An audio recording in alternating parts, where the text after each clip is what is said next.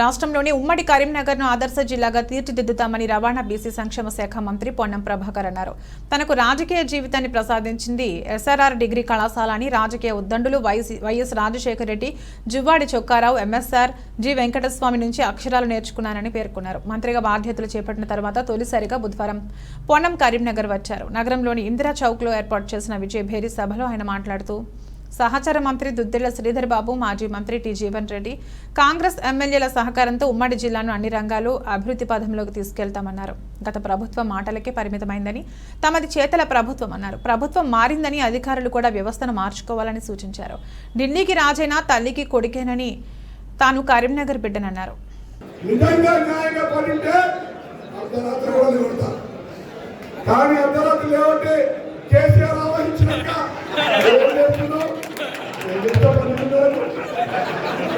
నాకు కేసీఆర్ ఆవహించడు, నాకు లేదా రోడ్డు 12 దాకా తెలియజోడున్నా పొద్దుగా 5 గంటలకు ఇస్తాను.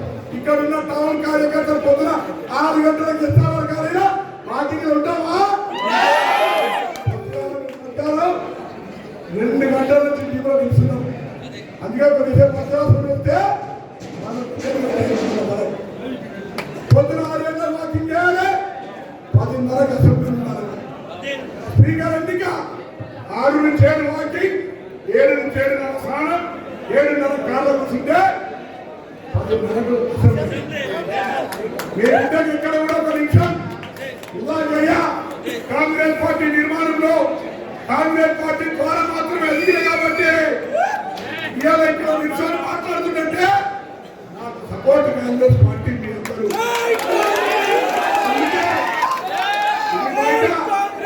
ప్రజల్లో మాట్లాడలే కానీ కాంగ్రెస్ కుటుంబం నేను ఆనాడు చెప్పిన చాలా మంది ఉంటారు.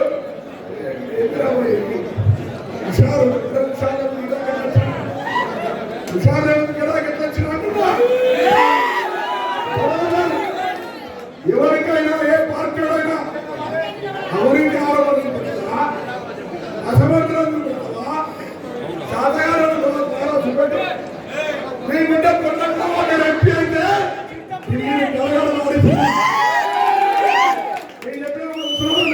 ఇక్కడ హుస్నాబాద్ వేరే ప్రమాదం ఎంపీ హుస్నాబాద్ లో 75 నుంచి మంత్రులు 75 నుంచి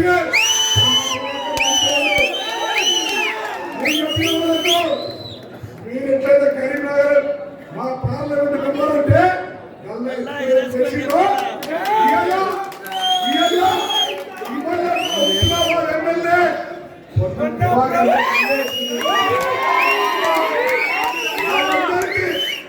సరైన వర్తం ఎత్తుకొని జన్మనిచ్చిన గడ్డ ఇది, రాజకీయ పునర్జన్మనిచ్చిన గడ్డ హుస్నాబాద్.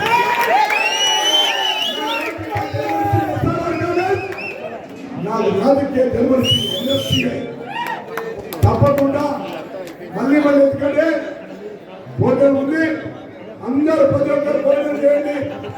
నాకు తెలిసి అందరికి సరిపోతుంది. సరిపోతే కొద్దిసేపు కూర్చోనైనా వెంటైనా అందరు తిన్నాక ఎక్కడికి పోతే లేదు.